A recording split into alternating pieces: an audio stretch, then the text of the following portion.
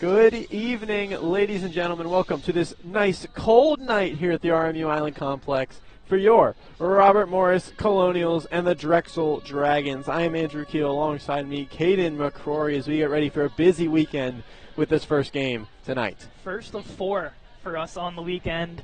And coincidentally, the first two that we get on the slate is these two battling it out.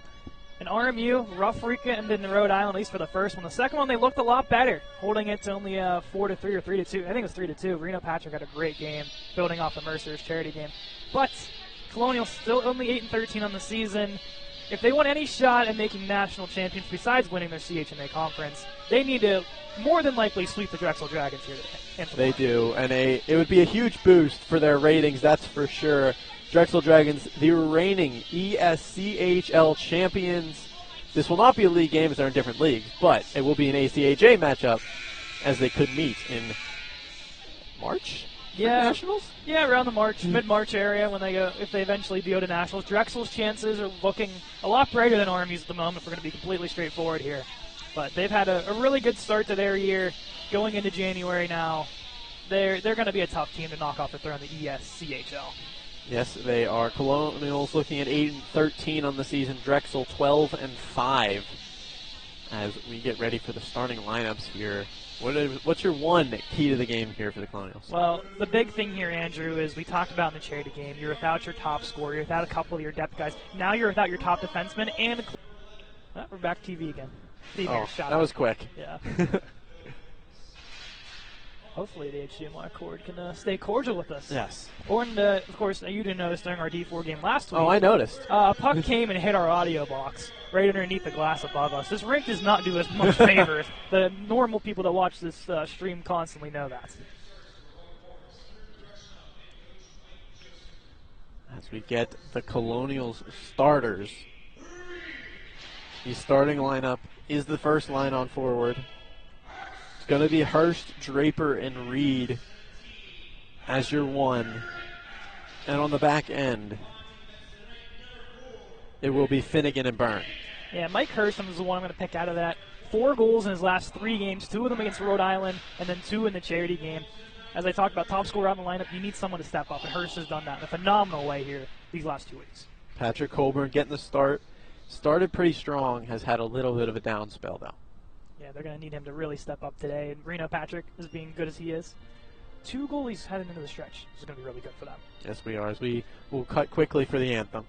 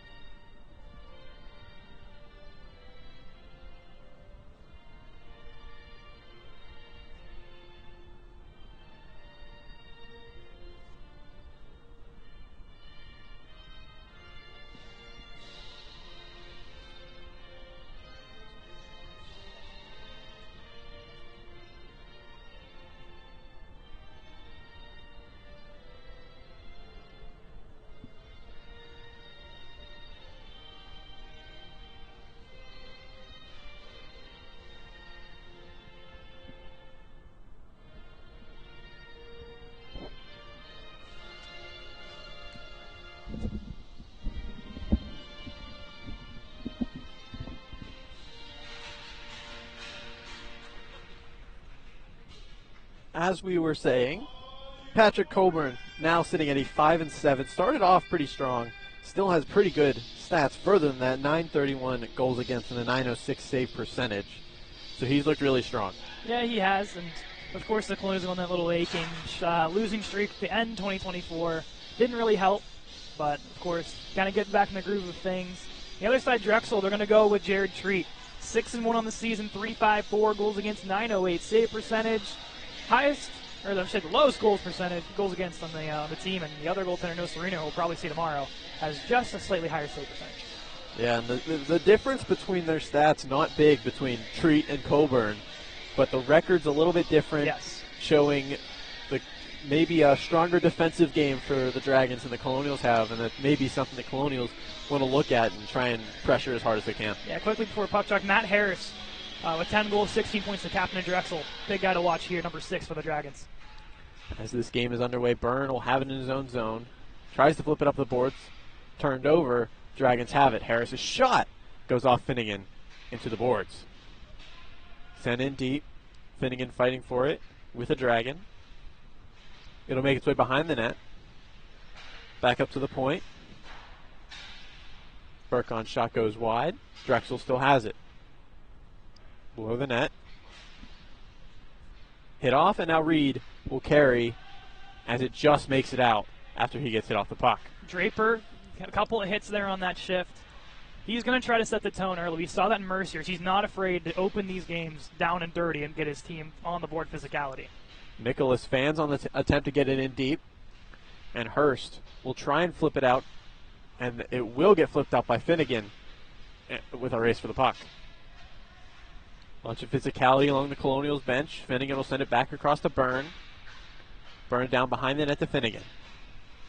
Finnegan gets it poked off his stick, sent around by Walker. Put forward, and Apud will now carry. Colonials out of their zone for the first time with possession, and it goes right back the other way. And now in to the Drexel zone, chasing it is Apud, as Walker will cut off the clear attempt. He'll send it back to himself behind, up to the point. Shot there is blocked in front, can't get cleared. Jacobs barely gets it out, but the Colonials still have it. Apud across. Sent in and around. Walker on the chase. Won't get there. And now Urbani will carry for the Dragons.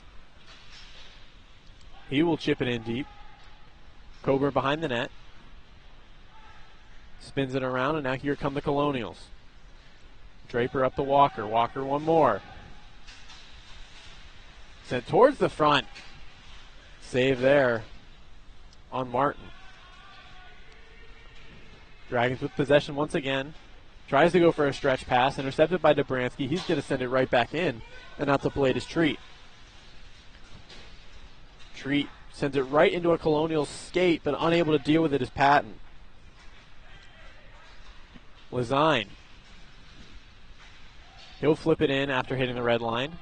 Now behind the goal line to pick it up is Finnegan. Bunch of bodies fighting for it.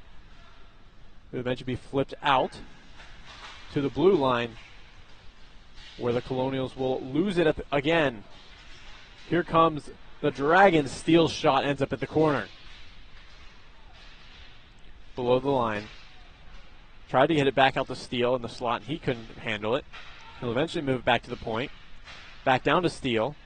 Steele across off of Coburn and goes all the way down. Colonials chasing for it and poking it forward was Passanante. A smart play there from Passanante to get RMU a change. Drexel with a really good couple of chances there. Carrying in. Burkham. Sends it around to his other winger, Ito. Leaves it. Back to the point. Shot. Save there by Coburn. Draper with it. He'll flip it to Hurst. Hurst will chip it. Unable to find a Colonial stick, and now here comes Eastler, who gets it poked off his stick. Finnegan with it. Hurst chips it to Draper. Draper across to Reed. Reed picks it off the boards. Moving in, shot goes wide. Back to the point. Hurst can't keep it in, but does get it back to Isolde. Over to Finnegan. Reed fans on that one as he tries to clear, as the Colonials will go for a full sail, except for Finnegan, who was already on the ice. Well, that's going to be one thing you're going to see a lot of, Andrew. There's only 5D available for the Colonials today, so after you switch one pair off, you go to that second pair, and you have to go for that third change, there's going to be someone that's going to be stuck, and right now it's Finnegan. Finnegan now with it behind the net. He'll move it up to Byrne. Byrne will send it the length of the ice, tries to hit Kohlberg out of his reach, though, as now here come Drexel. Harris, shot save made by Coburn, and covered off the fast break. That's a good play. Colburn coming out, challenging the shooter. Harris, 10 goals in the season, one of the highest on the Dragons. And that's just one way to get yourself comfortable if you're a goaltender. Challenge the shooter, make their top guy try to make you go up high, and make the initial save, cover up, and give your team a chance here. Harris, 10 goals on the season for the Dragons, only behind Jacobs, 16 goals and 20 points. It's so insane. Needs to pass the puck a little more. If you're scoring goals like that and you're consistent with it, I don't think you need to pass. Yeah. Be set behind the net. Colonials trying to move it up. Apud will flip it to center. Harris with it. Moves it toward. Now here come the Drexel Dragons as they miss the shot there. Urbani in center ice moves it over to Harris. Harris will just send it in for a dump and chase. Back behind the net to pick it up is Purdue. He'll move it over to Apud. Apud finds Walker. Walker with lots of speed. Drops it. Shot there. Save made by Treat on Moran. This is a line put together during the Mercier series. Walker, Apud, and Moran. It's a line that I think you're going to see a lot more throughout the season here. You talk about Moran, the Mercier teams, regardless of what his stats were going into that, Andrew, he has just been a remarkable player. And Walker, we already know his talents. Apud moving back to forward. That's a line I think that could help win them games. Shot there will not make it to the net, and it will be picked up by the Dragons. Sambuco shot, and it goes in. Did not feel like that one went in as it hit a post and then ends up in the net. Yeah, it fooled everybody. I mean, you just kind of see that shot float towards the net. Colburn maybe thinking, oh, yeah, post and off of the corner, right? No, hits on the post, in and out. And everyone just kind of looking around like, wait, that went in? But, I mean, that just gives credit to the shot of Sambuca for his 7th of the year. Half of his goals come on the power play. So him getting in one of even strength here is something that Drexel's going to be pretty happy with. A quick shot that fooled all of us, especially from this distance. Yeah. And it's a 1-0 game for the Dragons. Dobransky with the edit off the draw. He'll try and move it to his centerman, but sent right back in are the Dragons. Draper across. Finnegan moves it up to Hurst. Hurst tries to go the length, but it gets chipped, and now Dobransky has it. Dobransky sends it down, and that one's going to be chipped completely out. It's good from Mikolas. Love to see the kickers get some respect. Yeah. Goal read Sambuca 7 from Tuzo, the official reading on that one. I'm sorry, Jacobs with the back one there. Speaking of Jacobs, I just kind of thought about as you're going through the 16 goals, right? This is game number 18 on the season. Yeah. He's just under a goal per game. It's an insane stat. Something we haven't seen since last year. Yeah. With D4.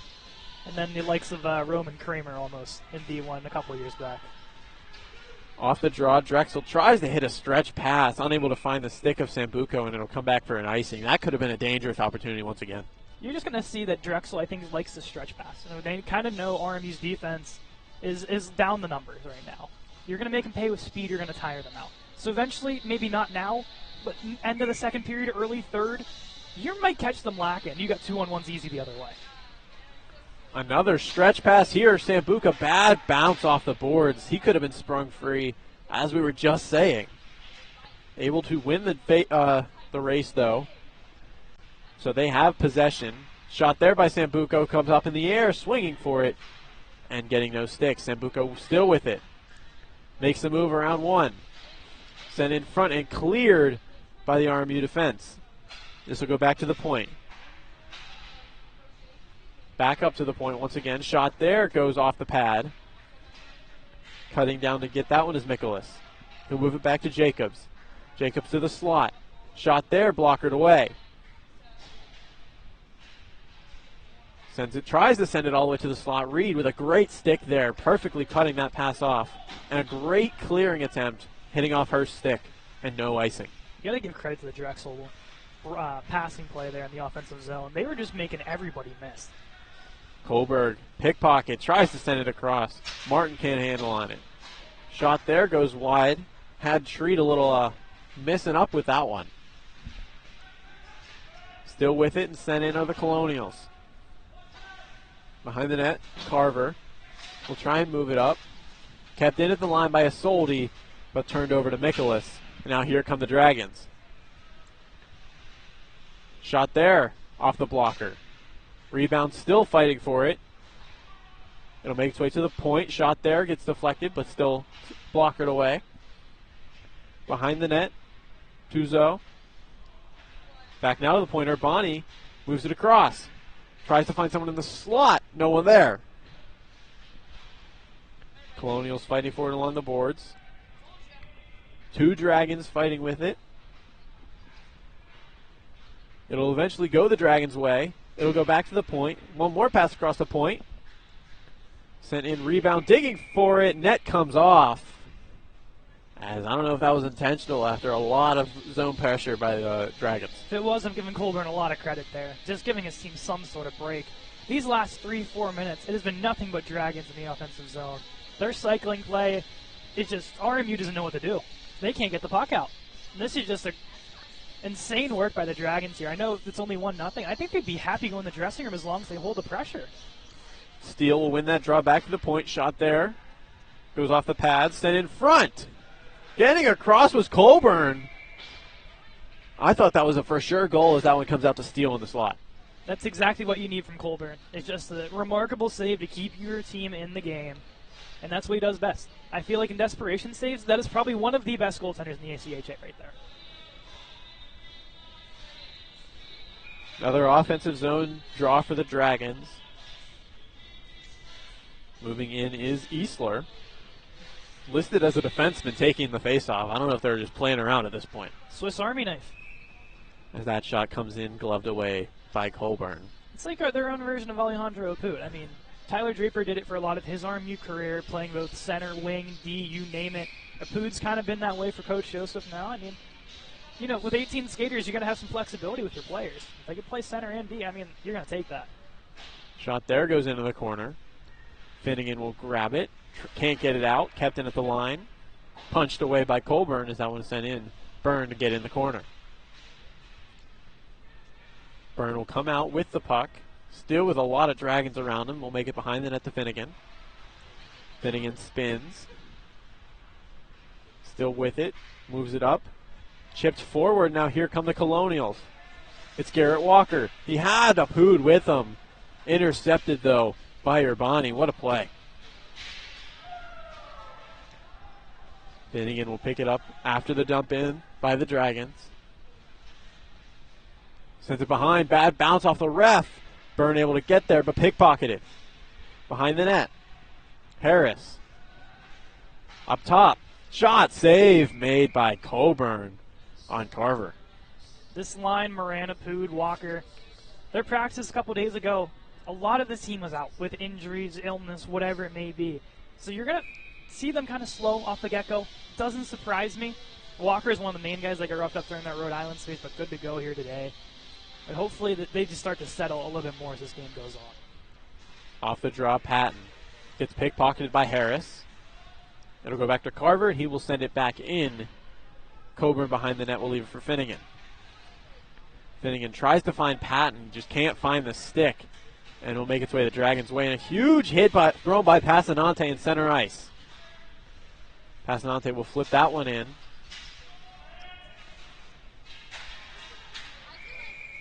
As we got a call, as Passanante was looking at the close ref thinking, how is that not called? But the ref behind him had it. So we got a power play for the Colonials coming up. Yeah, nice work from Passanante. Lays a nice little body, gets a little retaliation that comes his way, and puts his team to the power play. Like I said, ever since the calendar flip, Jimmy Passanante has been one of the most notable players on this team. You remember Connor Moran's freshman year, how he kind of just did okay to start, and then as soon as he flips that next semester, clicks. Yeah. And now look at him now. I feel like that's what they got in Jimmy Passanante. Reed wins that one over to the boards. Draper at the point. Waiting. Shot. Save made by Treat. Believe that could be his second or third save of the night. It hasn't been much. I know that much. But power play unit with a lot of bodies we said in the opener out. Guys like Ragno. They're gonna be some new guys on this unit here, and we see that now with Passanante joining that top unit. And see how he does. Like I said, he has had a hot hand. This might be a nice little sneaky move here for Coach Joseph. No natural D on this, but Draper has experience with D. Yes. Across. Hurst. Back to Draper. Back to Hurst. Hurst's shot gets tipped and goes straight to a stick of a Dragon. Racing out for it is Tuzo. We'll lose the race as it gets sent behind to Colburn, who will leave it off. Draper carries. He'll move it over to Passanante. Passanante chips it in deep. Sent around and all the way back down behind the net for Coburn. Just as good as the offense has been for Drexel, the defense has been phenomenal here on this PK so far. Hurst with speed. Gets around one. Shot! Off the toe drag. That one's going to chip all the way out. Draper keeps it in at the line. Passanante can't keep it in, as that will be sent all the way back down to Coburn. A minute out of this power play already. As Coburn looking to get offensive here. Reed coming back for it. Looking for his, a little bit of a Alex Nedeljkovic. Shot there. Save made on Reed. Could have been an Alex Nedeljkovic moment right there. Yeah, it definitely could have been. I think he maybe had the idea of, like, you know what, I'm just going to throw this down to see what happens. But on the other side of the goaltender, Treat challenging there, and ends up being the right call, but a very dangerous play that works out in Drexel's favor. Did see a ref talking to Treat. Don't know if that was a Treat talking to him or if that was a ref being like, hey, you got to cool it down. Don't know. As a shot there gets blocked by Urbani in front. Yeah, real quick here. Mikko Rantanen just got traded to the Carolina Hurricanes. Wow. Yeah. That's some news out of nowhere. I did not see that at all. I mean, if you're Nathan McKinnon, that'd be pretty pissed off. Yeah.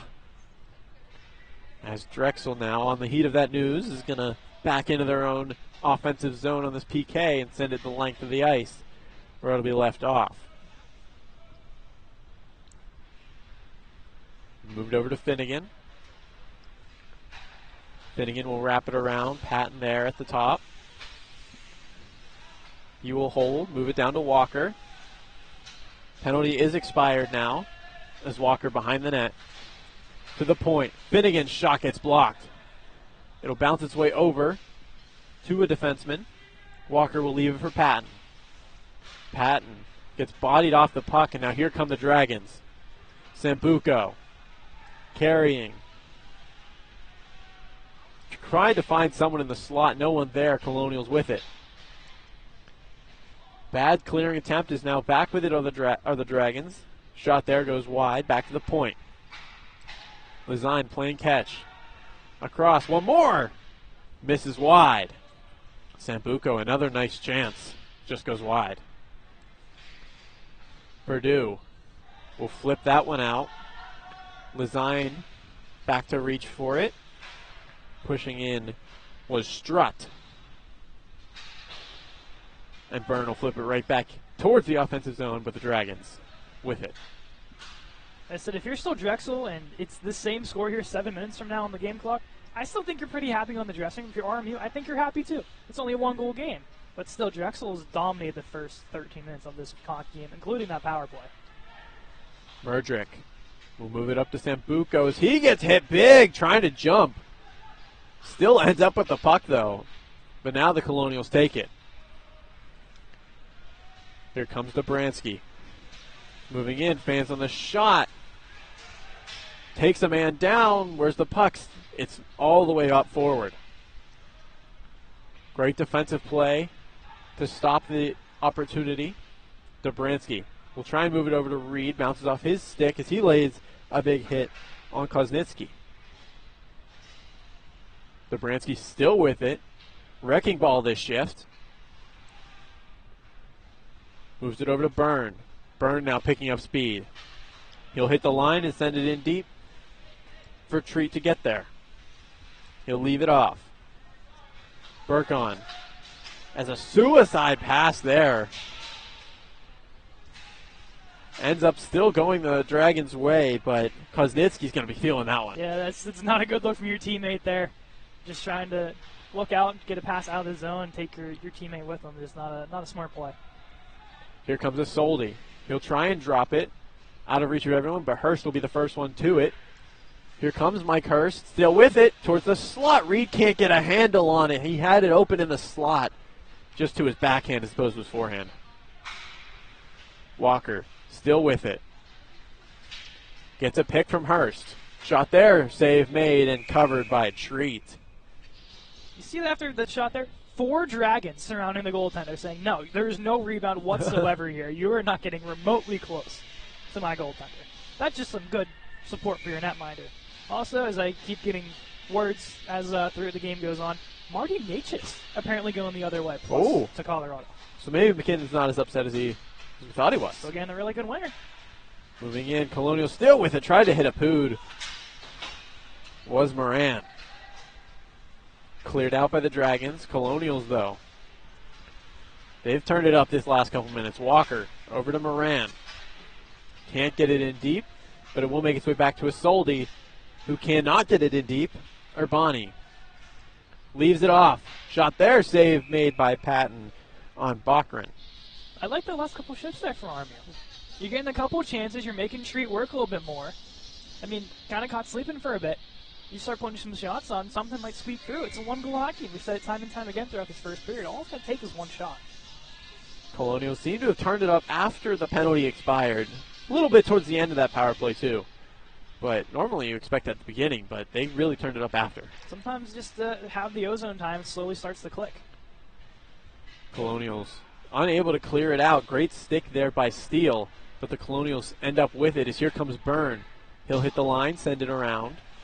Treat with it. Tries to send it to someone. Up to the point. Save made by Treat. As the pass goes straight to Passanante, but a great defensive play. Breaks up his stick and ends up back at the point, though, anyway, for a shot. There's a nice little shift there from Matt Purdue. Gets that shot on that behind the play there.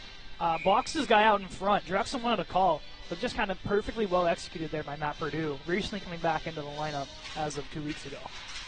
Patton wins that draw back. Purdue with it. Shot goes wide. Off the back of the net, so no Farboard rebound. Fighting for it is Patton. Behind the net. Patton still with it. Sent all the way around. Byrne going to race for it. It'll just get chipped right past him. Martin with it, though, will send it into the Albertsville 1992 Olympic sign. A little bit of doink there as well. If you're a fan of Notre Dame, you're probably familiar with the doink as of recently. I'll go to Sean Patton there. His work along the wall. He's not the biggest guy on the ice. But man, we'd say this with your team manager in D4, with the Conleys. You don't have to be the biggest guy in the ice, but if you're strong and you're good on your skates, you can act like a 6'5 player, and that's exactly kind of the way Sean Patton plays. Hurst will move it over to Draper. Draper in the slot gets it poked off his stick. It'll make its way back to Reed. Reed's shot bounces way off of Treat's stick. Lizine behind. Will make its way out, fitting it with a huge hit, but here come the Dragons. Too far for a breakaway for Eastler, but he's still going to be the first one to it. He'll drop it. Ito back to Eastler. Back to the point. Shot there goes straight into Coburn, and he will hold. Behind the play, Finnegan got his stick held on to for a minute, but it'll be separated. And Finnegan, 6'5 frame, he'll make you pay if he wants to line you up, and he does there along the Drexel bench. I wouldn't be surprised if number 4 on the RMU side has a little bit of a target on his back now. Colonials get it out, just barely, but here comes Drexel moving in. Glove saved by Coburn after a weird turnover at the line that looked like it could have been offsides. It was close for sure. Obviously, we have the far angle, so we can't really tell, but a nice job by Mudrick to pick it up, get the shot on. A very challenging shot. Coburn does square up and make the glove save. Drexel winning the draw. Shot there gets blocked. Apud's going to feel that one. Dobransky tries to find a man behind the net. We'll find a couple Dragons instead, fighting for it with Martin. A lot of digging in that far boards. Drexel will come out with it. At the point. Cross. Shot. Goes wide. Strutt trying to clear it. He will get it, and he will carry out is Apud. He'll move it over to Martin. Martin's shot save made. Rebound is there. No Colonial in sight, though. Moran on the chase for the Colonials. Behind the net, Nicholas. He'll move it forward.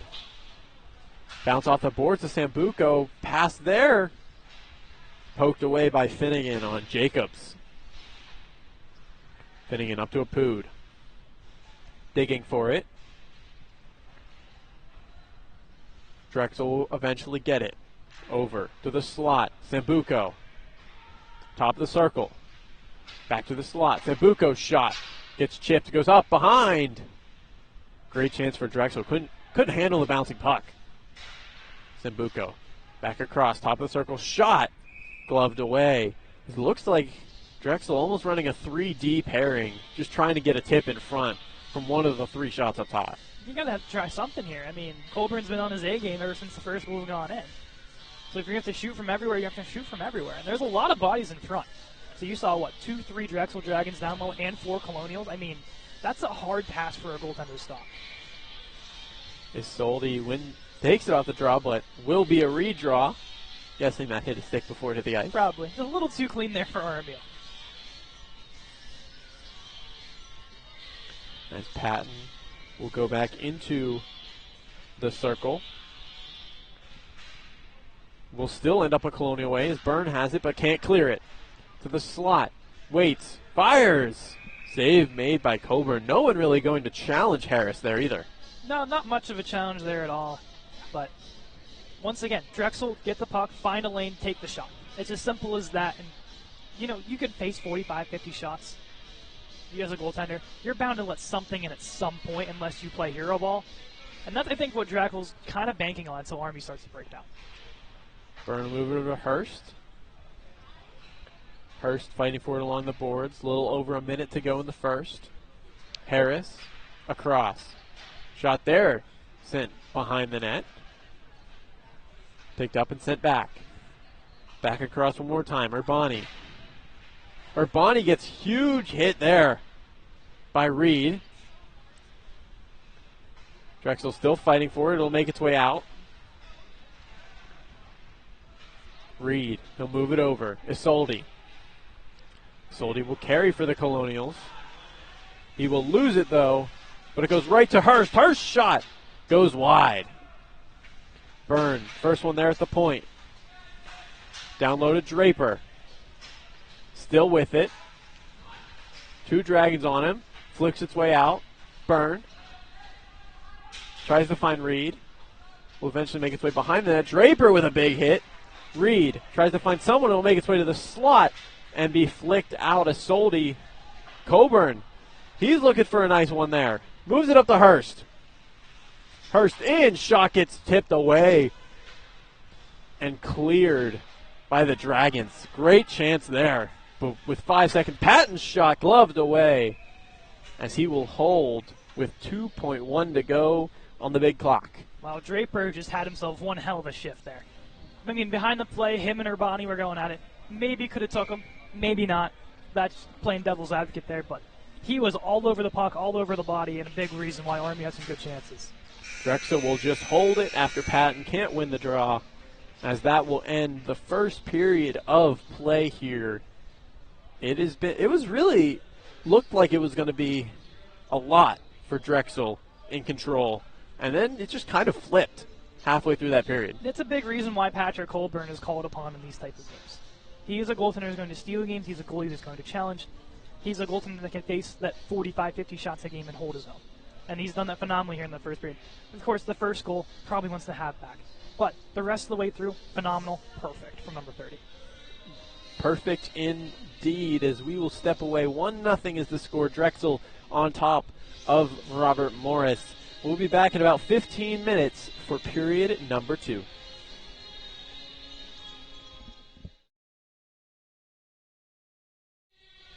Welcome back to period number 2 of Drexel and RMU. Drexel up 1-0 as the puck is down. A little bit of an early start here for this game. Still expected minute and a half left on the clock, and they just kind of ran it all down like that. Yeah, that was pretty mean of them. I was just walking in, and I'm like, oh, we're starting. As the Colonials start with the puck now, 15 seconds in. Reed tries to go back to the point, intercepted, though, by Mikolas. Draper will get the loose puck, though, as Drexel still fighting for it in their own zone. Harris, he'll carry out. Chips it around Byrne. Now he will be the first one to it. Tries to find an open stick. Can't find one. Will move his way back to the point. Shot there. Gets hit up off the netting and out of play. I thought we were going to have a visit from a little puck there, but thankfully the high beams above us keeping us safe for the time being. Real high netting. I mean, it's possible to get over it, but that's going to take some work. Yeah. You got to get over that, and then the bars above that. Oh, yeah. We're back to a radio call, Andrew. I am back to TV. No, we're back to TV. Hey. We'll just cut back and forth throughout the rest of the game. Good for the resume. Drexel will win the draw back. One there, and here comes Colin Moran. Pass across. Can't find the stink of a poo. Just barely bouncing off there as they had a 2-on-1. Good to see Pirates third baseman Colin Moran join Oh, in the second jeez. period. Former Pirates third Former. I think you'd learn after the Mercyhurst came in. You'd think. Pass there goes all the way to the point. It'll end up behind the net. 2 Drexel Dragons behind the net. Be picked up by Jacobs. Turned over. Finnegan will carry. He'll move it over to Connor Moran. Shot there. Rebounded front. Sailed way wide off the stick of Patton. Byrne barely keeping that one. Ends up losing it, though. Sambuco towards the slot. Rebound is there. Patton pushes it away. Moved up. Patton with it. He'll send it down to be chased by Connor Moran. He will get it. Tries to send it in front. Passanante shot. Net comes off its moorings. I talked about in the first period how Finnegan maybe has that target on his back. Him and Jacobs both getting into it behind the RMU net. A little cross-check to the numbers. Referees like to play on. We still have not seen a penalty yet. That's not true. We've had a power play. I'm sorry. Yes, we have seen it. My bad. We have not seen a RMU penalty, I should say. Yes. There's been a couple scenarios where I think you could maybe call something there. Martin loses that draw for the Colonials. Lezine will have it now, send it down the length of the ice. Racing for it is Purdue, as he will win the race against Tuzo, and it'll go all the way back down. Another opportunity for RMU in front of the netminder tree to just get something on net here. Had their chances. Treat's been holding his own, though, especially after going quiet with not very many shots his way the first half of the first period. Off the draw. Moving forward. Kept in at the line is Strutt, as he will poke it back down to the corner. Sent around by Murdrick. Intercepted again by Martin. And sent back the other way, where it's kept in by Strutt. Good defensive offense by Strutt and Martin so far this shift.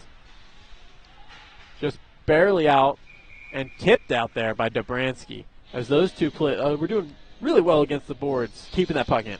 And to finish that off, former RMU goaltender Kevin Mackey on the bench finishes with a glove save. Shippy, well, you'd probably prefer to have that glove on him, but still, nice to see the assistant coach get his only probable shot his way and stopped. Draper in on the draw. He'll win it back over to Reed, who will move it back to Purdue, over to Dobransky. Dobransky, Hurst, up to Draper. Poked off his stick. Hurst will send it in as the Colonials were offsides. Chipped up the near wall. Here comes Steele. Moves it over. Berkgren loses it. Draper tries to get it out. Can't get it out. Shot there goes wide and wraps around to Nicholas. Down to the slot. Moves around one. Save made. Rebound just squirting wide. Great chance for Steele. Moving it across. Reed. He'll be the first one to it. Picks it up, send it over to Hurst. Hurst stutters, steps, tries to find Reed, but it'll go back the Dragons' way. Tipped on net, so don't know if that'll count for a shot, as that one went off 2 Colonials before it made its way to Colburn. They might be generous. They might give him the little extra save there. Big hit by Purdue, knocking one man off the puck. Steele will have it, though, offsides, as Steele just moving that puck past the line. That initial A-plus chance in front there by Drexel pops off the pad of Colburn, wide open back door. Matt Purdue taking away the stick. I just can't estimate the amount of impact he has in this lineup. They've missed him so dearly on the blue line, and now him having remotely healthy back in is just a huge, huge gain here for the RMU defense. Isolde will move that one over to Finnegan. He will wrap it around. Moran is there. Door is open. That door was not closed fully. It might be just the ghost of the Olympic rink trying to play some pranks on us. As we have I have the correct Moran now, because he does not have a 2-foot-long red beard. Well, never say never. One back behind the net Finnegan will move it up, and it gets flipped out. Moran on the chase. Cannot win the race, and Drexel will move back toward the Colonials. Big hit by Patton thrown. Finnegan picks it up behind the net. Finnegan loses it. No one gets there, and he's the first one to it. Colonial still with it. Isolde battling for it. Gets it poked off his stick, but it'll make its way to Moran. Moran off the boards. Trying for a race. Was a Pooh just unable to get on his horse to beat Doyle. That Patton hit draw a lot of Drexel fans to their feet wondering about a call there. I don't know, Andrew. I think good contact. I'm not sure if he got high or low enough to consider a penalty. What are your thoughts? I don't think a penalty should have been called there, but definitely maybe just like a little bit of a, just keep an eye on it. It looked clean, but also from our angle, you never know. It's just tough from where we stand. Back at the point. Shot coming in. Hits his own man in front. Finds another stick of a Dragon. Still with it back to the point. Goes across. Lazine can't get there. Patton. Moving in now. Colonials. Shot goes wide. Apood unable to be in the right spot to get that rebound. And now here come the Dragons. Back and forth hockey. Moving in. Towards the front. Shot save made. Rebound. Another save made by Coburn. Big attempt at a hit. Apood is down. Back to the point. Still in. Shot there. Save made. Rebound. Can't find a stick of a Dragon. It'll be sent to the boards. Apood trying to clear it. He won't get there. And a big hit is thrown as that one's going to be called on Apood. As a huge opportunity for Drexel is, this was back and forth hockey at its finest. I think you could have called 9 penalties on that play alone there, Andrew, but they take the last one possible, and Apood with getting a little bit too high. But man, oh man, the physicality, the shots, that is what RMU has been missing here. Yes. These last couple of games. That's exactly the type of hockey everyone wants to see. Well, it didn't exactly go in their favor. No. That was a great shift for the Colonials, and Coburn making a lot of great saves on multiple rebounds as well. That's why I say it time and time again. He's one of the best in those desperation save scenarios. Does it there again. Reed will lose that draw. Back to the point. Burkon's shot off a stick. Sent in front. Net is off. Harris can't do anything with it. Yeah, just take a little reset. You got 10 seconds power play time off the clock there if you're Drexel. Just re-go from the left of the netminder and do it again here. Power play has been decent so far in the year for the Dragons. Reed wins the face-off, and Finnegan sends it the length of the ice back to play behind his treat as he will move it up.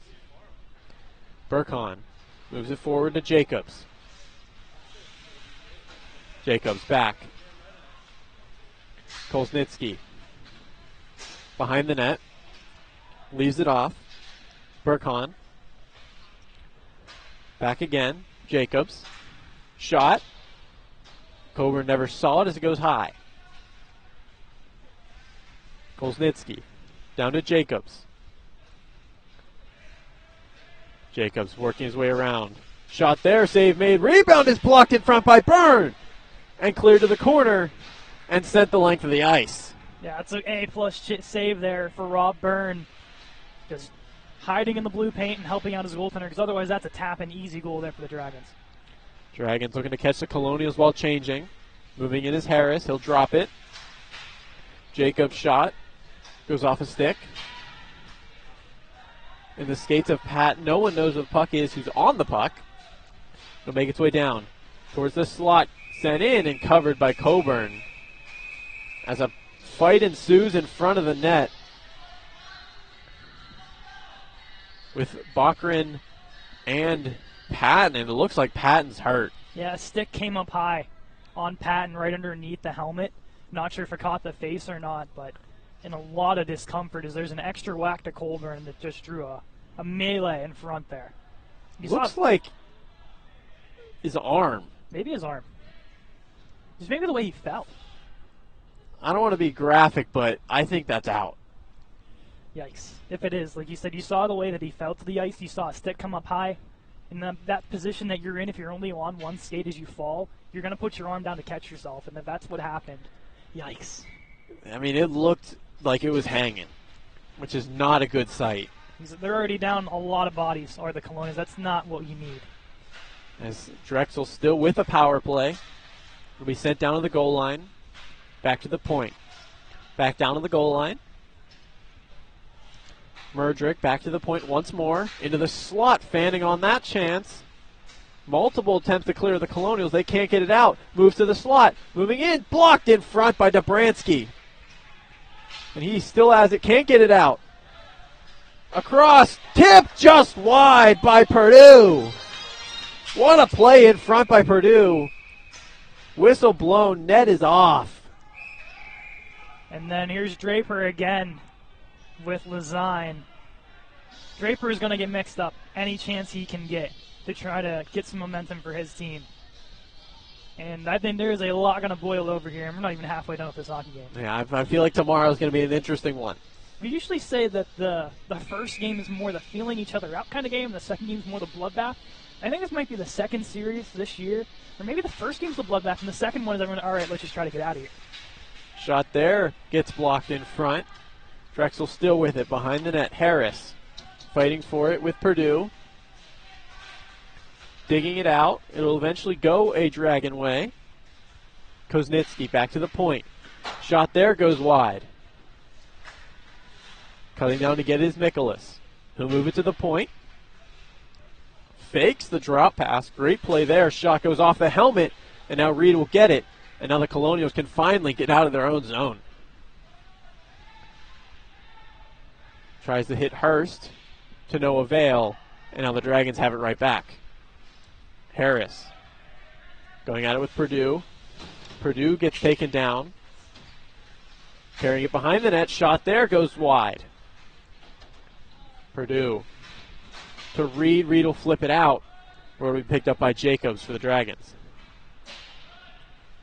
He'll move it down. Finnegan will be the first one to it for the Colonials. No one along that boards. As Jacobs will try and find Harris. It'll go past him to Reed. Reed still with it. He'll send it the length for Hurst. Hurst can't get a stick on it. Hits his shin pads. Now here's Jacobs for the Dragons moving in. Shot there gets deflected by Finnegan. Reed fighting once again to try and get there. Passanante will be one of the ones to it. And it'll bounce its way to Apoud, who will move it over to Reed. Keith Reed will carry and dump it as he goes for a change. Behind the net. It'll be picked up by Jacobs. Before sent back behind the net. No one around as holding it is Burkhan. Burkhan gets taken down. Colonials on the penalty kill once again. It will be Apoud for tripping. Yeah, second consecutive trip here to the box for Apoud. And it's just, I think the emotions kind of run a little too wild for the RMU side of things. Burkhan will try and find his man. No one there. Byrne will pick it up.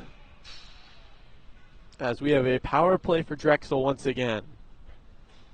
As it seems the lack of numbers is finally coming to show. As Patton leaves the penalty box, still holding that arm.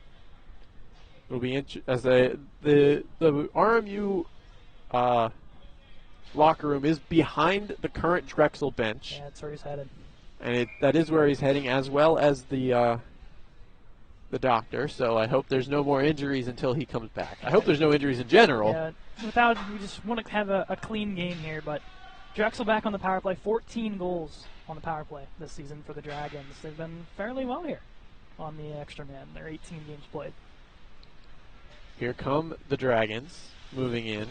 Bachran will move it back. Shot there, gets tipped wide. Down to get it. Koznitsky. Back to the point once more. Shot there, gets tipped. Rebound in front, digging for it. Byrne gets it out of there. And the Dragons will have it along the boards again. Back to Burkhan, who will move it down. Tried to find the stick of Bachran, and that'll go all the way out. Harris. He'll move it over. Bachran. Still with it. Into the slot. Shot goes high. Rebound in front. Net comes off once again. As a lot of times this net has come off, and we know it's due to horrible pegs. Yes. The peg's pretty much non-existent on this rink, and Colburn just trying to please get the guy. This is not me, I promise. As the Drexel bench is probably like, hey, where's the call? These refs are probably very familiar with this rink, know what this rink's about. Finnegan will pick it up off the draw, send it all the way around as that one wraps around the glass right in front of us. And back to get it is Treat. He will leave it off for his defense. As less than a minute to go on the penalty kill, as a bad pass, Finnegan will get it and send it right back where it came from. Hurst on the race. He'll be the first one to get to it, but Treat comes out to play it instead. Went for a dangle there were the Dragons. Steele, unable to keep a handle on it. Clearing attempt blocked from Byrne. Into the slot shot off of Coburn and in. Barrett Genovese will get that one. 2-0 Drexel off that power play goal. That's just a weird bounce. And that's the second time Colburn just kind of struggled with a little bit of a floater on net, and Genovese puts it in for his 5th of the season and 2nd on the power play. And just a bad little break there for the Colonials. It's hard to kill, especially when you're down players. You need to stay out of the box for the rest of this game if you want to have a chance to come back. Yeah, it's going to take a lot. I know it's only 2-0 on the scoreboard. The way the Drexel's been playing, you got to take every chance you have here if you want any shot to get something on that scoreboard. Coburn tried to clear it, hits off a Soldy's stick. And now the Dragons have it again. Harris's shot gets tipped and into the netting. Bad play there by Coburn, almost cost himself. Yeah, thankfully the defense there to help cover him up a little bit and make sure that puck does not end up in the back of his netting and in a different kind of netting to get the whistle. Every once in a while just taking peeks at that Olympic 5 locker room back there. Haven't seen anything. Door is propped. Yeah. Which is interesting. We'll see when the medic comes out and if Patton is good to go. But I think he's done for the night. Yeah, probably there's the safer idea to make sure he's probably done for the weekend and then go from there. But we'll see. And tomorrow, if he is out, that's 10 forwards and 5D available for Coach Joseph, and that's just not ideal. Drexel looking to take advantage of down another man, as there will be an icing called once again. 7:57 to go in the second period, just over halfway through the game, as Colonial's got to get one fast. Yeah, they really need to just get something going here. But at least you said time and time again, the bodies. It's just the lack of bodies. You're going to run out of energy way too quick here. I think you've got to hold on for the next 8 minutes, head to the locker room, regroup, and you're going to come out really fast in the third. Moving in the Colonials. Shot there. What a save there by Treat. Going in a full split to stop Apud. Coburn's clear attempt once again does not go the way he anticipated. But it will end up on a Colonial stick as Apud. You move it up to Passanante. Passanante will chip it around the D, as he will be the first one to it. Moves it back to Apud. Apud and Passanante both digging for it. Will make its way out. Kept into the line by Dobransky as he lays a big hit. Apud over. Isolde. Shot gets blocked. Tuzo with it as he will carry for the Dragons. He still has it. He'll chip it in deep. He'll make its way behind the net. He'll pick up his own shot. He'll go back to the point, just too hard for Mikolas to keep in. And Drexel will now carry. Mikolas sends it in. Isolde fighting for it. It'll find its way on a stick of a Dragon. Bachran couldn't get a handle on it. Tries to go to the slot. Reed will be there. Reed chips up to Passanante. He'll move it all the way across to Hurst, who's got a one-on-one. Michael Hurst's shot goes high. No one there to pick up the rebound as here come the Dragons. Tuzo. He'll send it around and go for a change for Bachran. Bachran's attempt is turned over to Finnegan. He will move it over to Hurst. Hurst leaves it for Draper. Draper tries to find Reed in the slot. He will get there. Reed at the point. Sends it in. Hurst will get it in the corner. Moves it up to Finnegan. Finnegan's shot is blocked. Draper with it. Goes behind the net. As it'll be on the net, actually. Oh, wait a minute here, Andrew. Draper on top of a Dragon. A lot of shots to the helmet. Will separate, but caught in the corner, and Draper decided to go for the takedown. It'll be interesting how things go here. I'm assuming Draper is at least going to the penalty box. Could be done for the night. Yeah, I'm not sure how they'll sort this, but both guys to their feet, cordial at least for the moment, as they'll make their way toward the box area. That will be Mikolas. Yeah. As he is also going to the box. Think an extra 2 here for Draper? At least. I see a 4. 4 on 4. So we'll be even. Which is a surprise, because I don't think Mikolas did much once Draper was on top of him. Draper felt like he just kept going. Yeah, you have the advantage on top, and usually in scenarios where you're in a fight, you're going to keep going until the referee pulls you off. Whoever's on top has that advantage. In that case, it was Draper, and most times you do see the guy on top get the extra. As it will just be 2 each. So 4 on 4 hockey. Reed wins the draw back to Hurst. Hurst tried to find Reed, was in his skates, and now Drexel will move out. Tuzo. Or Sambuco, sorry. To Lezine. Back to Sambuco, back to the point. Harris. Back to Sambuco. Burkhan. To Harris. Goes to the slot. Can't get a shot off. Back to the point. Holding, waits. Into the netting. And out of play. I was kind of hoping the Patrick Colburn, Matt Purdue fan club behind the net there would have grabbed that puck as Brandon Lindsay just kind of stares that one down. Good to see some of the other club hockey teams here in support. Yeah. The D1 boys. So we get ready for this face-off again. Just over 30 seconds gone from this 4 on 4. As the Dragons adjusting.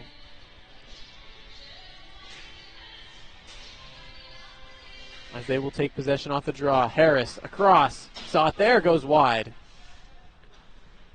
Will make its way back to the Dragons. Harris. Still with it. Flips it behind. No one there. As will be picked up by Finnegan. Finnegan will carry for the Colonials. Finnegan in. Shot is fanned on. Clear to the corner, but Byrne will be there for the Colonials. He gets hit off, and now here come the Dragons on a 2-on-1. Here's Genovese. Across. What a save made by Coburn. Once again. Desperation save said time and time again. Get across. And makes a wonderful stop to keep his team in the game.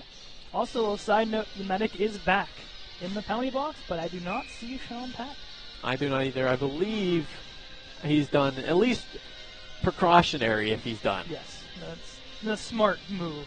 And also, at least for the period, we could see him come back on the ice after a little talk with Coach Joseph. Maybe. Get a little painkillers in, you're all good to go.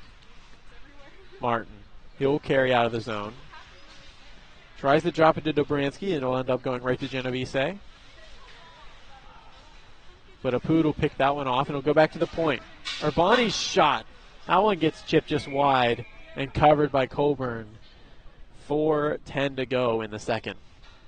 At 18 seconds of this 4-on-4, Drexel with the majority of the chances in this 4-on-4 opportunity, and it's been the story of the game, pretty much. All Drexel in the O-zone, Army with a couple of chances, but if you kind of look at the shots, probably when we do get them eventually, you'd probably think the score is a little bit more than 2-0. You would. Dobransky will leave it behind the net. Purdue with it. He'll circle back around, leave it for Reed. Reed turns it right over. Here come the Dragons. Tried to go for a reverse wraparound. Just losing it, though, was Eisler. Murdrick. As a fight in front of the net, Purdue's helmet almost off as they're in Colburn's crease. I don't think there's much Purdue could have really done there. I mean, him and Eisler just kind of got caught up. Purdue was turned around. He just couldn't get himself free. It was an interesting one. I felt like something was going to get called because if that helmet comes off of Purdue's head, that's a game. He gets thrown for the game. It hasn't happened a lot, but it's happened before. And that's the one thing that at least you and I both have called or seen in games. It's happened in my first career collegiate game. Yeah. All the way back 4 years ago at Case Western. Oh, boy. Case now a D3 team. But lost that game 13-7, I believe. 13-6. No goaltending? Oh, no, we had Nick Gieman was in net and made 90-some saves. Jeez. Never mind then. 13 goals against doesn't seem that bad. Dobransky will carry for the Colonials. 4-on-4 is over. Purdue will have it in his own zone. He'll move it back over to Dobransky before it is flipped back in by the Dragons off the turnover. Purdue will have it. He'll flip it around to Reed. He'll move it over to Draper. Draper back to Hurst. Hurst with a lot of speed moving in. And he scores! Michael Hurst dinks around Treat. And he will get himself a treat, hopefully, after the game. 10 goals on the season for number 10, 5 in his last 4 games. I think that's worthy of a nice treat there. Yeah, a little ice cream cone from McDonald's, if they work. The game ends on time, too? Oh, yeah. We'll get a Frosty from Wendy's. It's open till 2. There you go. A great move to get around the defender and then to get around Treat as well. Yeah, we said top goal scorer on the lineup. You need a guy to step up, and Hurst, who would have been the leading point scorer in the absence, has done a phenomenal job here in these last couple of games. Apud now will send it in. New berth for the Colonials, maybe. As here comes Passanante, his shot just fanning on it. Harris will spin that one around. Dragons moving forward. Sambuco's shot goes wide. Fighting for it. Isolde behind the net. Spin around move. Tries to fight for the puck. Still digging at it. It'll eventually go a Colonial way. Passanante makes its way over to Apud. Apud's shot. That one goes wide. Now the Dragons fighting for it once again. Finnegan. Little reverse hit thrown. As he's still digging for it, it'll make its way out to Moran. Over to Passanante. Tries to get around one, just too far out of reach. And now Isolde with it, behind the net. Moves its way up to Moran. Over to Passanante. Still with it, his shot goes saved away by Treat. It'll make its way back. Sent in by Kohlberg. Long stretch pass. Moving in, shot goes wide. Great defensive play by Isolde to not get beat. Holding it is Jacobs. Across. Shot there, save made by Coburn. As another scrum in front of the net. Yeah, Isolde and Jacobs. Isolde also with Sambuco. Has to get separated. Isolde's is a player that plays on a lot of passion and a lot of emotion. And sometimes it hurts him and sometimes it really helps him. Yeah. In this case, I think a mixed bag, because maybe could have get called there with a little extra love tap. And depends how the referees want to call this game. But other times he could use that for really good with using his body along the wall. Colonials win the draw. Dobransky will move it over to Reed. Reed will flip that one out of the zone. It'll jump over the stick of Doyle, and that'll have to go all the way down below the net, where he will move that one across and all the way down on his horse. Coburn plays it. Will be an icing. I think Coburn just kind of thought, oh, it's an icing, the whistle blew, I can go play it now. And the timing of it was within like a second. So I can see Drexel's argument.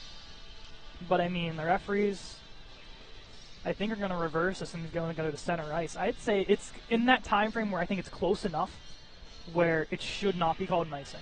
And they are going to agree. It will be dropped at center ice, where Drexel will win the faceoff and send it right back in.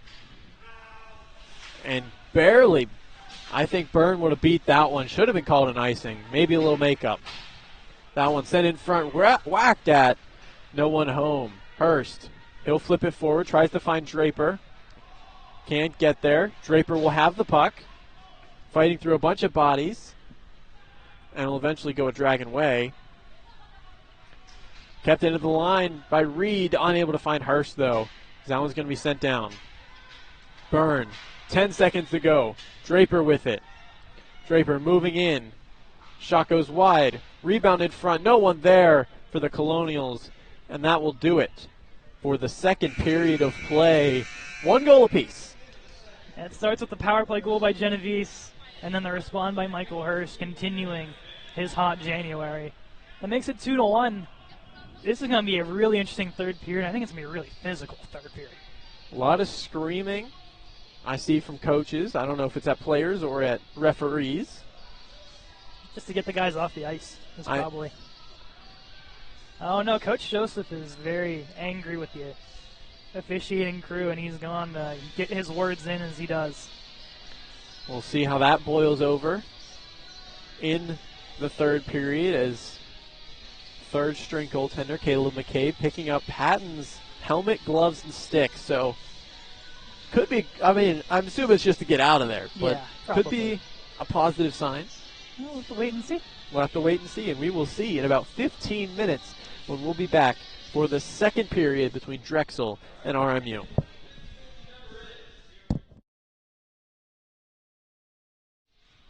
Welcome back for period number 3. Drexel and RMU getting ready for puck drop here. A little more ready this period as opposed to last period. You don't have to start it by myself. Yeah, because they actually are going to trust the clock that's up there and run into the zeros, not when it's a minute 30 and change it to 0. As we get ready for this period, did get a general idea of shots, as it seemed like Colburn up to 40 around that area. Could be a little more, could be a little less, but that's the estimated total we've got so far. So looking at, we'll say 40, around 38 saves so far this game, which is incredible for him. Yeah, through 2 periods, that's just an insane number. And that's the second straight game RMU's going to give up a lot of shots. In the Rhode Island game, Reno Patrick had about 55, 57 saves. So not a great look defensively, but if your goaltender's going to be able to make saves consistently like that, I mean, they're going to help you win games, or at least stay in games. Pass from behind the net, Dragons with possession. Nicholas with it. Sends it down. Will make its way back up top, and another save there for Colburn. Just 20 seconds in to this period.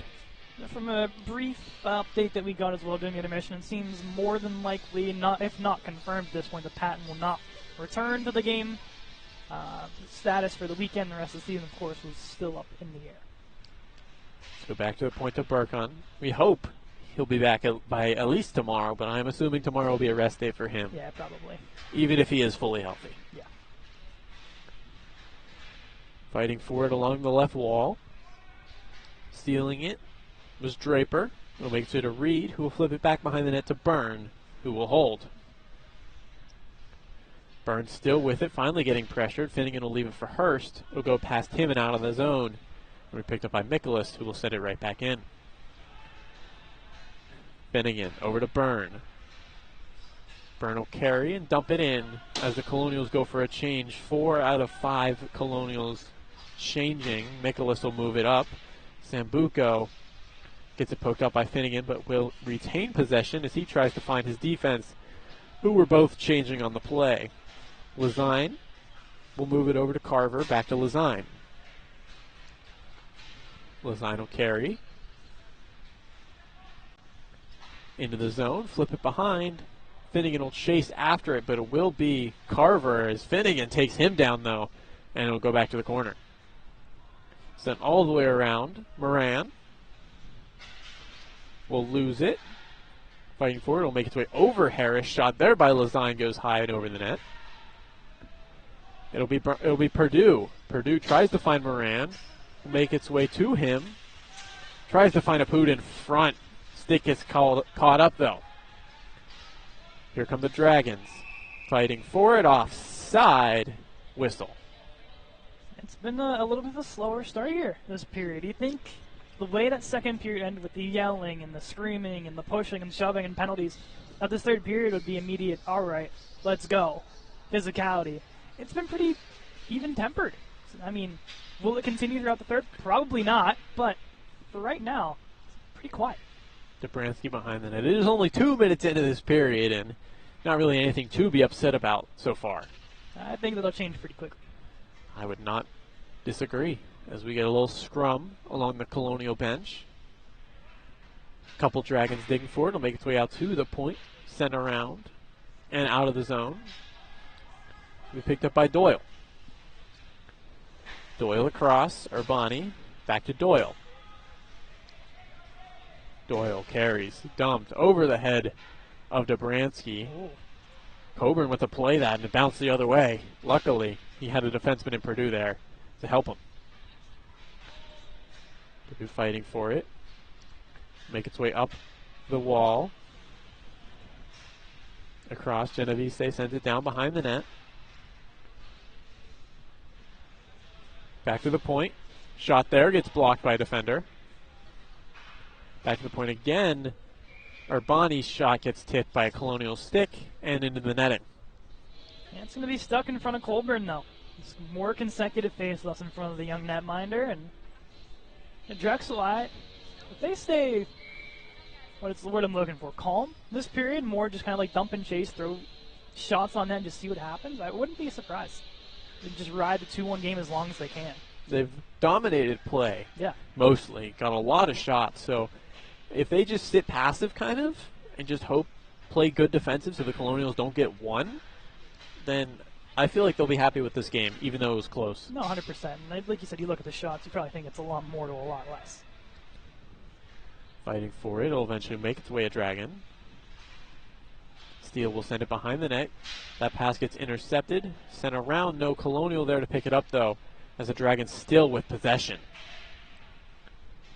Make its way across. Kohlberg. Hurst will be the first one to it. It'll make its way out of the zone. Will be picked up by Burkon. Moving in is Eisler. Hurst will pick his pocket. Bounce off the wall. Make its way to Draper. Draper tries to find Reed. Pass intercepted, though. Draper clearing it, gets tumbled. And that will be called. Fairly clean hip check, but called for a trip. Yeah, I mean, I think a little bit of a help there. Draper sees the guy down, goes, you know what, I'm going to just take a little hop over, and I got caught. Gets the power play for his team. Looked like a fairly clean hip check. Yeah, I thought it was pretty clean. But determined that was a little too trip-like for a hip check. Maybe just an even up call here, Andrew. I mean, that makes the power plays even again. So the Colonials on the power play for the second time this game lose that draw as it gets won forward by the Dragons. And we picked up by Hurst. Hurst carrying in. Below the circles, towards the slot. Passanante's shot. Digging for it. Loose puck. Fighting for it. And they're going to count the goal. Tyler Draper. And it is a tie game on the power play, and everyone on the Dragons bench is upset by the call. No, I 100% agree. As much as that, RMU's going to be happy here, that whistle was blown dead before that puck went in. That should be a no-goal. But the question is, if it was called for the net coming off, if the shot was already in progress, yeah, then it counts. Then it counts. Is it that, or do they think it was underneath the goaltender? The net was off. Yeah, 100% off. But the question is it enough of a save, or is the shot still going as it went through I think it was enough control by the goaltender. I don't know. I kind of agree with Drexel on this one. I could see why they're going to counter the goal, though. It's one of those things you'd have to go frame by frame to figure this out. The call that the refs are definitely going to be making is the shot was being taken while the whistle was blowing while the net was off. Right. So it's going to count because the shot was still going while the net was off. Yes. That's probably what the final call is. So you can see the argument from both sides. And it'll help RMU here. There's a power play goal from Draper. I don't know. It's just so close. But whatever the ref usually says is what's going to stay on, and they're going to count as a good goal. What Treat needs to do is not let that bug him. Yep. Because if that sticks in his mind, he's off his game the rest of the game. Colonials can scoop him by him much easier. Yeah, it's a tie game. Like any shot now at any point through the next 15-27 can be the game-winning goal, the final outcome of this hockey game. Sent in and around after the chip. Back to get his burn. He'll move it up to Apud. Apud will flip it up, gets hit down by Passanante, and then sent back in by the Dragons. Finnegan with it. He'll move it up. Chipped wide. Passanante too far out of his reach. Colonials seem to have a little bit of life, but they just can't get out of there. So Passanante tries to get around one. Won't, but he'll make its way to Apud. In front. Moran can't get it off. Tried to go for a wraparound. Dragons seem to be a lot faster now after that one. Bad bounce there. Now here comes Byrne for the Colonials. Puts on the brakes. Tries to move into the slot, just poked off. Kept in at the line by Passanante, but gets caught from behind. Now the Dragons have it again. Lazine goes across to his D partner. Tries to get chipped in. Now here come the Dragons. Moving in. Shot goes straight into the netting. And it seemed like both teams were rejuvenated by that play. That's probably what the spark was missing here. It just needed to be a tie hockey game, doesn't it? For everyone to go, oh crap, we gotta go. If it's Drexel, we gotta get this goal back. If it's RMU, let's keep the pedal to the metal here and get another one past Street. Back. Shot there. Save made. Rebound in front. Picked up by Dobransky. Digging forward. It'll eventually go a Dragon's way. Still fighting for it. It'll make its way out. Off of Strutt. Now Martin with it. Martin for the Colonials. Across. Kohlberg scores! Trevor Kohlberg! And the Colonials have the lead in the third period. It all starts with the pass from Braden Martin. Treat comes out a little bit, try to take it away. It goes right through, and Kohlberg had a lot of daylight on that backhand. And a beautiful goal for the junior. And hot January for him. That's 2 goals now in the last 5 games. I mean, Drexel was sitting back too much. You say this all the time, but normally you say it with bigger leads. Yep. They sit back, they're just like, all right, we're going to defend. We're up by a bunch of goals. We're kind of dominating play. Sure, they'll get one back, but they do it up 1, and now Drexel playing from behind, so they got to put the gas back on, but the Colonials are full on gas right now. Shot there, save made, rebound digging for it, and it is loose. An upset is Treat. Oh, here we go. We got some pushing and shoving.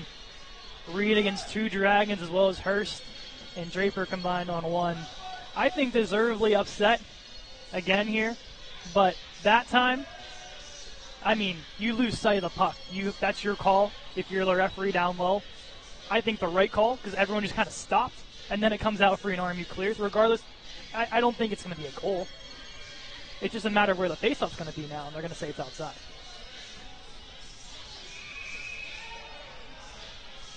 Treat was unhappy about the whistle. The puck gets sent his way. He's unhappy. He sends the puck all the way back down. Reed gets thrown out of the faceoff, even though he wasn't in the faceoff, and now is in the faceoff now. Draper now pushes his man off, and now the Colonials fighting for it. Reed with it. Try and flip it forward to Draper out of his reach, with the pressure on Mikolas, though. Kept in at the line by Reed. Still digging for it. Reed still with Draper now. Bunch of Dragons digging for the puck. 13 minutes to go in the third period. 4 Dragons now around this pile. It'll make its way out, and it'll bounce its way behind the net. Picked up by Birkin. He will carry for the Dragons. Into the O-zone. Can't find a lane, turns it over. Now here come the Colonials once again.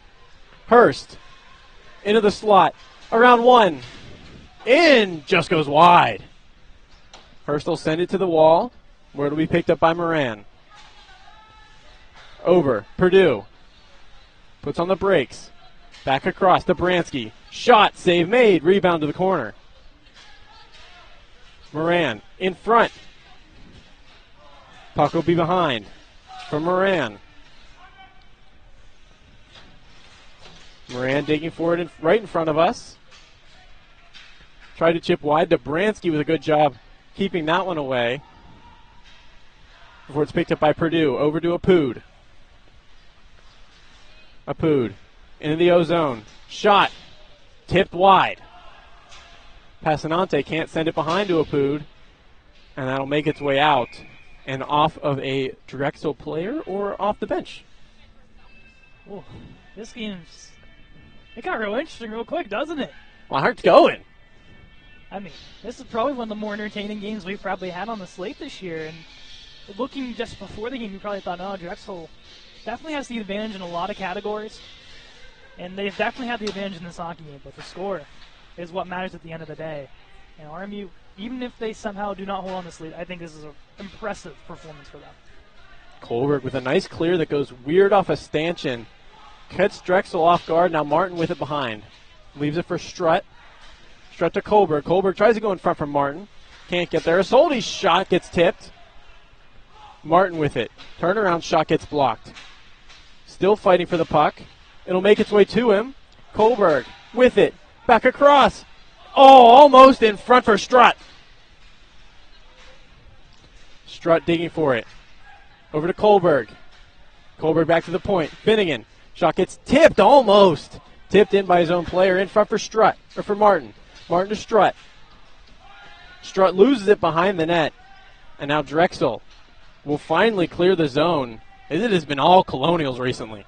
It really has been. And this is the bottom line, too, that's putting on this kind of pressure.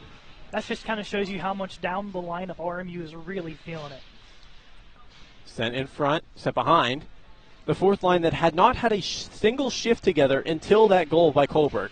And now they get a second shift very quickly after. That's why they should be together. I mean, they should have never been broken up in the first place.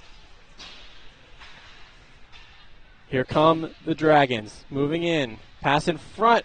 Goes wide. Net comes off. Well, we might get a call here. Yep.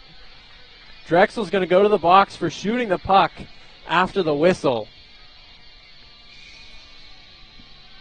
Yeah, you kind of just thought there, you know, the net comes off. Obviously, you're frustrated if you're Drexel. You just got to keep your composure. I know it's a simple little thing as you're shooting the puck to the wall, but he lines up and throws it as hard as you can. The referee's going to see that, and you're going to the box. Sambuco's going to get a misconduct, so it's not actually going to be a power play, I believe. Yes. Just he'll have to sit for basically the rest of the game.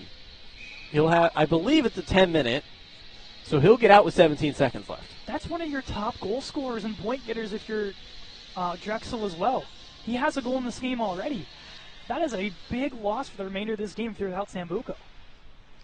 Go back to the point. Holding, firing, tipped in front. Make its way to a Colonial stick. Reed digging for it. Won't be able to get full of it. Isolde now. Across. Finnegan. Hurst. Over to Draper. Draper will send it in. Draper, the first one to it. Tries to find Reed off his stick. Reed now turned over. Straight to the stick of Harris. And now he's going to go. He'll drop it. Big hit thrown by Draper. Hurst will chip it around the D. Now the Colonials move it over to Reed. Reed in. Shot just goes wide. 2-on-1. As now Drexel has a 3-on-3 after the Colonials changing gloves, saved by Colburn. And we're under 10 minutes to go, and it's just heating up. It is, and Drexel kind of has to feel the pressure start to lit under the behinds now. I mean, they got to start being ultra aggressive. I think it's the only way. They've been so passive all game long. And now the RMU's kind of locking down their own zone. I don't know. Drexel just needs to just put the pedal to the metal here. They got to find something to get on the score sheet. Back to the point. Shot. Save made by Coburn. Goes back to the point. Bad bounce off the stick. Where's the puck? Will bounce its way out. Chipped out, and now finally passing on. They can't get it out. It will go back to Byrne, though, who will have a chance to clear it. It will make its way across to Bransky, and finally cleared out of the zone. Racing after it is a Pood. Could be trying to win the race. Cannot. As now here come the Dragons once more. Tuzo. Behind the back pass. Tries to go to the slot. Turned over. Back along the boards once more. Dobransky fighting off two Dragons. Might as well call him the Knight. As we move in for the Colonial shot there up into the netting. As Dobransky goes fumbling into the boards. And that shot had a lot of steam, a lot of power. That stick deflection, winning another A+ chance. Exactly what the doctor ordered for Drexel. Just to get some sort of stick in front to help your goaltender. And that shot was airmailed. If there wasn't a roof, that thing's going out into the parking lot. Drexel will win the draw, but turned over to Martin before the Dragons take advantage back. Carver looking to just settle it. It'll bounce off his stick, so he doesn't get a real chance to settle it. Harris can't get a chance to settle it. And now digging for it is Martin. Finally, it'll make its way away from that area, but Dragons can't get a chance to just relax and just take a break with the puck. Now they finally do, as a pass there goes chipped wide. No icing is the call. Purdue back to get there.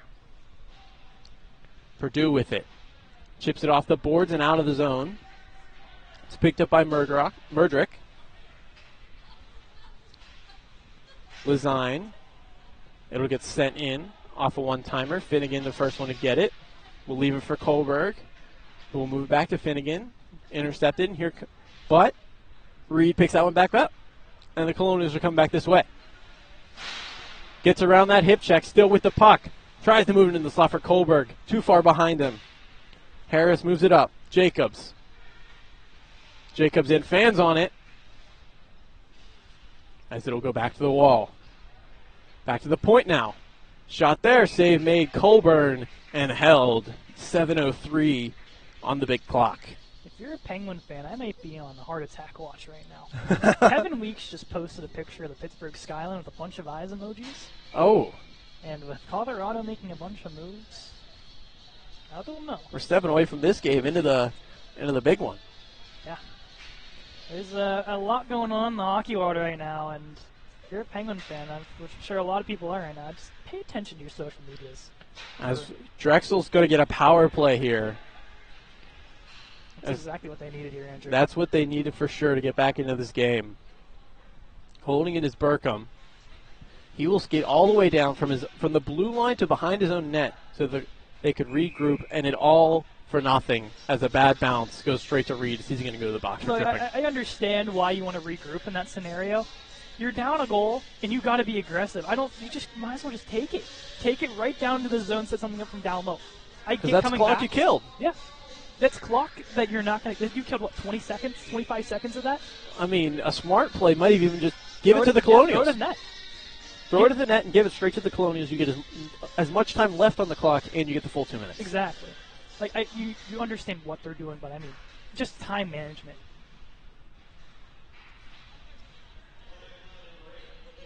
Genovese.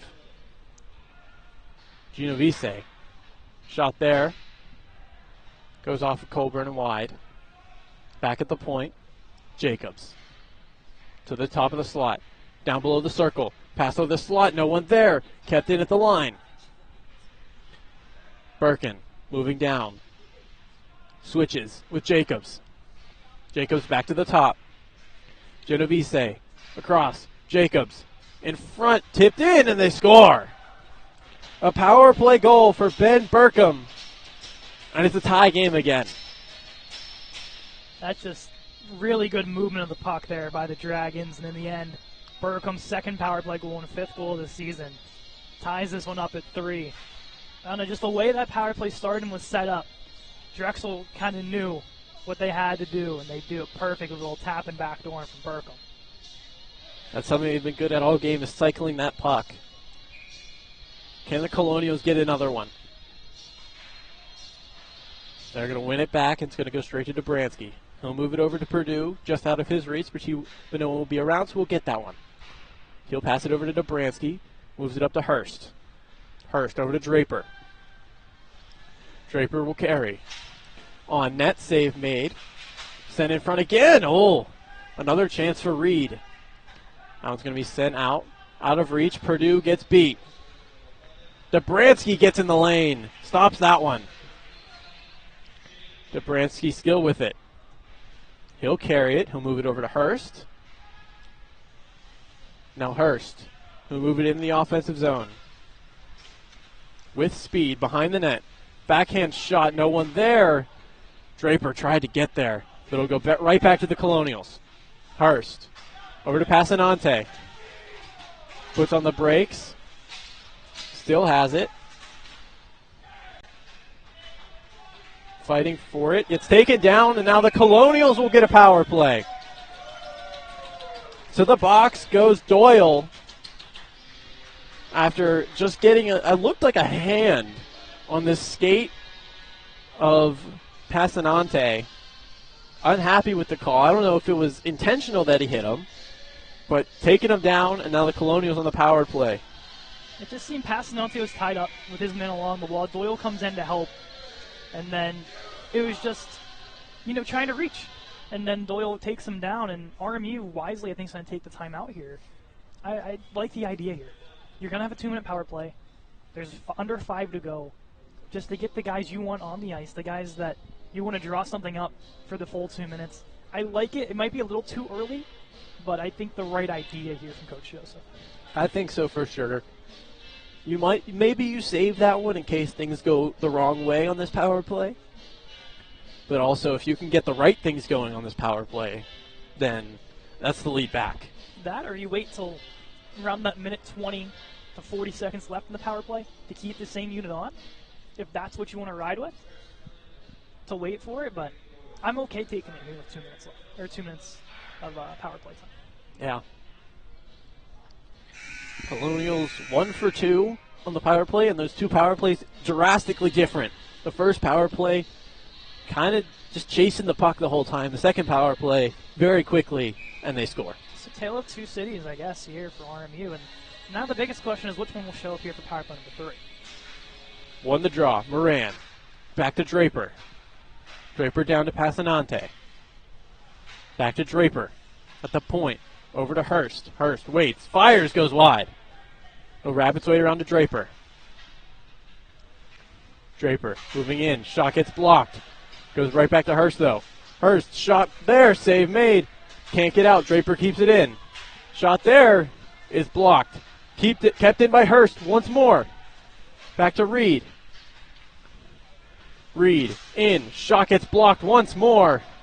And now the Dragons going to try and move it shorthanded. Icer with it. Shot save made Coburn. He will play it, leave it for Draper. Draper up to Moran. Into the offensive zone. Shot gets blocked once again. And that will be cleared the length of the ice by the Dragons. He just had no one to go with there. Moran just kind of stuck taking the shot, and then Drexel with an easy clear. Get the change. Hurst gets around 1. Into the O-zone. Tries to pass that one across. Gets blocked. Still has it. Moran will pick up the loose one. And it'll go Dragon way and go almost a full length. Finnegan cutting that one off. Finnegan goes all the way across to Reed. Reed tries to find Finnegan. We'll get him off the bounce. Sent in and up into the netting right above us with 30 seconds of power play, 3:19 on the big clock. I was ready to catch that. If that did not hit the netting, I was squared to it. I was going to make the grab. A little nice wide receiver action. Never played football in high school, but can catch that puck. Another offensive zone draw. Second unit out for the Colonials. That faceoff's won by Drexel, but Martin, fighting for it, will not be able to get there. As here come the Dragons. Mudrick carries in. Can't get around his man. Now here come the Colonials. Kohlberg moving in. Across. Martin can't find his stick. Purdue fighting with it. It'll go to Martin. Martin gets around Mudrick. Now here he is. Penalty is killed. As here come the Dragons. Harris gets lined up and huge hit by Finnegan. Puck squirts out to Kohlberg, who'll move it over to Purdue. Purdue fanning on the clear attempt, and now the Dragons have the possession. Shot there gets blocked. Kohlberg flicks that one, and it will make its way out before it is sent back in. Too fast for Colburn. As here is Purdue. He'll flip that one out. Reed there. He'll flip it around the defense. Still with it, will now lose it to Lezine as he skates behind his own net. Lezine's clearing attempt gets blocked by Hurst, and now Lezine's still with it. He'll move it across to Carver. Back to Lezine. Back to Carver. Very passive forecheck for the Colonials. Carver moving in, intercepted by Hurst as he still muscles his way through Hurst. Still with the puck. Carver. Back to the point. Across. Shot Lezine. Save made by Colburn. Shot there, and it gets blocked. Broken stick, actually. Take it down. And a power play for the Colonials with a minute 30 on the game clock. If necessary, it'll drag into overtime. Oh, boy. A flair for the dramatic, don't they? That's Aaron's stick. Oh, we're getting two. Oh, boy. That's not what I expected. Or Hurst maybe just getting checked out. I think Hurst is getting checked out. There's a chance. I think this is a power play RMU, and Hurst just being checked out by the trainer. No, they're dropping it at center ice. Oh. That is not what I expected to happen, but you think they got Hurst for a dive? I mean, there's a chance. Looks like they're calling 5-on-5. No, 4-on-4. Well, this just got a whole lot more interesting. The last 4-on-4, Drexel dominated play. Yep. We'll see if the same thing happens here. Byrne will get it off the draw. Has one on him. Moves it over to Dobransky. Yeah, Hurst with a dive is what they call him for here. Dobransky holding it along the wall. Now it'll make its way out. Passanante. Over to Byrne. Byrne carrying. Over to Passanante. Shot there. Save made. Rebound in front. Moran couldn't get a handle on it. It was on his off wing. 1 minute to go in regulation. Behind the play, Birkin has it. He was the man that tied the game for the Dragons. He will hold it. Gets around Passanante. Moving in. Waits. Fires. Goes wide. Harris with it. Back to the point. Sent low. Where it's picked up by Bachran. 25 to go. Colonia's doing a great job pushing them to the outside, not letting them get a shot in the middle. Dobransky able to do a great job pushing the puck off of that stick. It'll make its way. Nicholas. Down. Harris.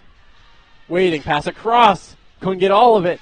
5 seconds to go. Harris not going to elect to shoot as they will elect to end this period, and we are getting some extra hockey here. Not mistaken, they'll stay 4-on-4 in overtime, correct? Or it'll be 3-on-3. It'll be 3-on-3 and then 4-on-4 when the penalties expire. Still, you're going to have a lot of open ice here. It's going to be interesting who they elect to send out here, both sides, but Sambuco is back. that is correct. You got one of your better players back now. Because you thought when he took the penalty, either someone was going to possibly win the hockey game in regulation. Sambucas, and they would have been over. And now you're looking at a scenario where Sambuco is now back on the ice. Yes. That changes a lot for Drexel.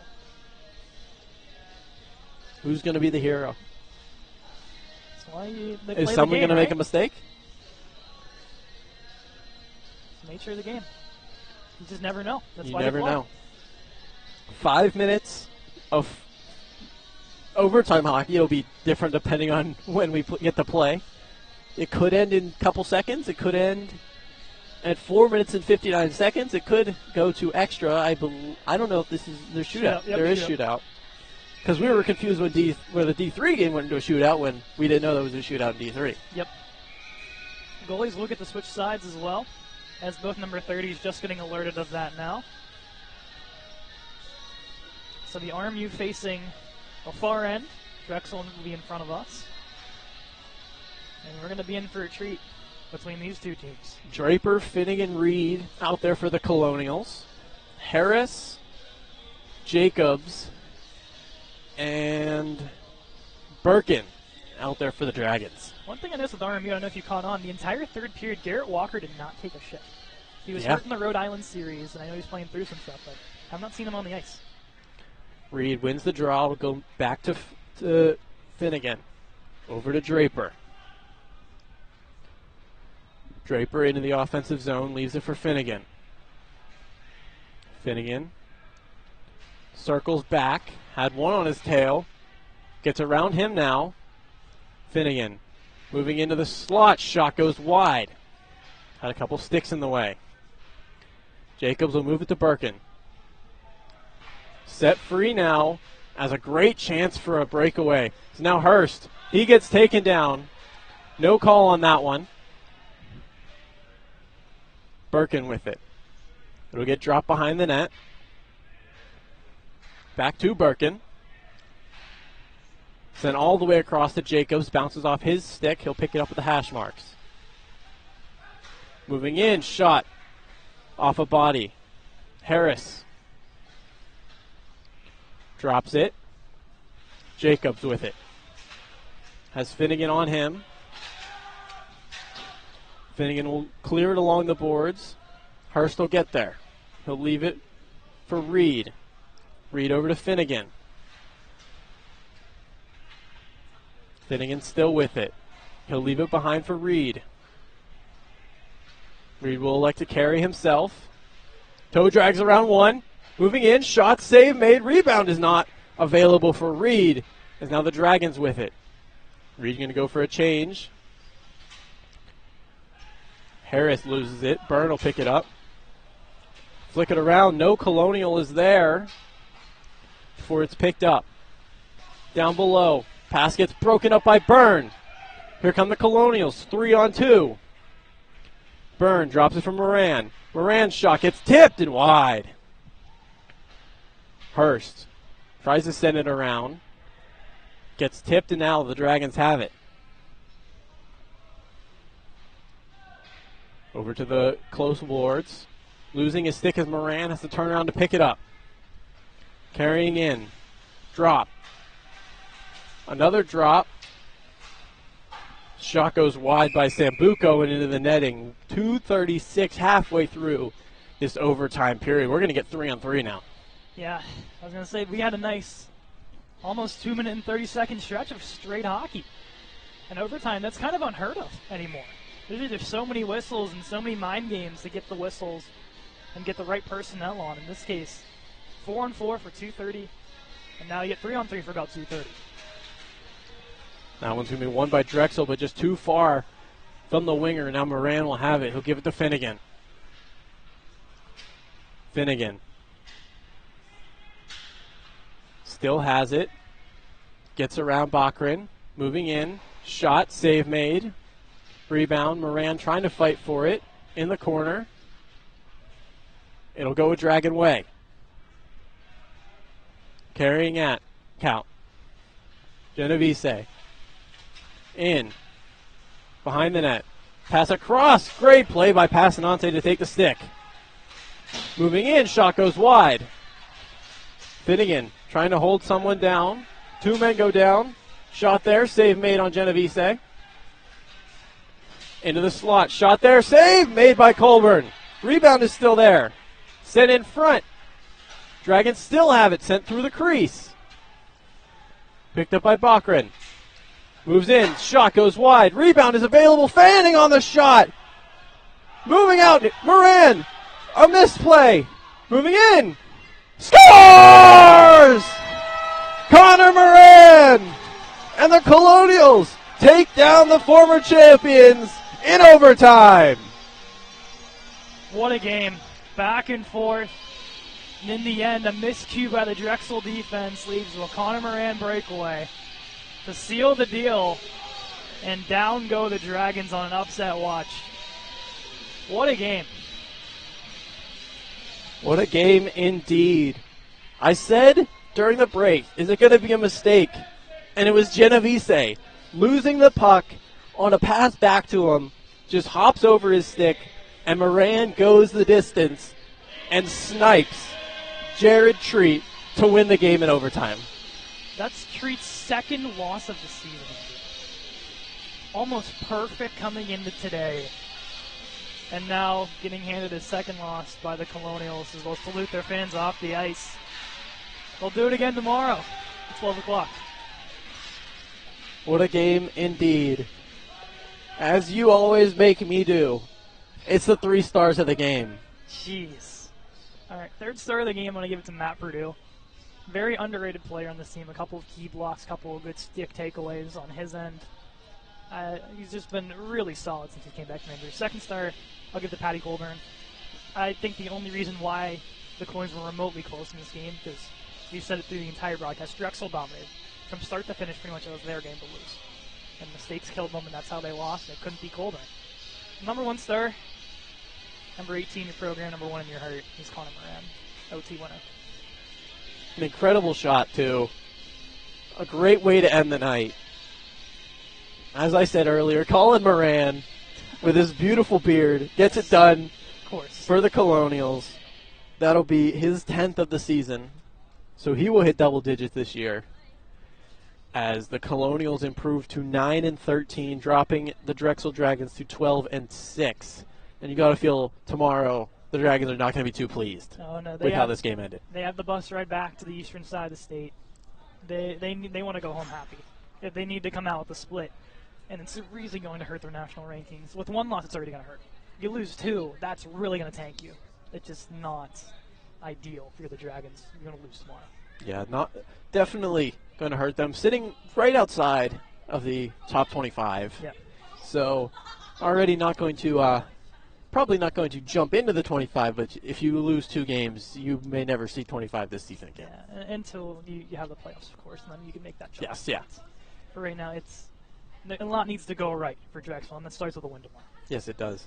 Tomorrow, 3 different streams. We start with the rematch at 12. It will be 12:30, I think. puck drop 12:30. D1 Colonials taking on the Drexel Dragons. Mm-hmm. Following that at 3:30 will be the D2 Women Colonials taking on the Niagara Purple Eagles. And then at 8:30, yeah, it'll be the D3 Colonials taking on IUP. IUP Crimson Hawks. Yes.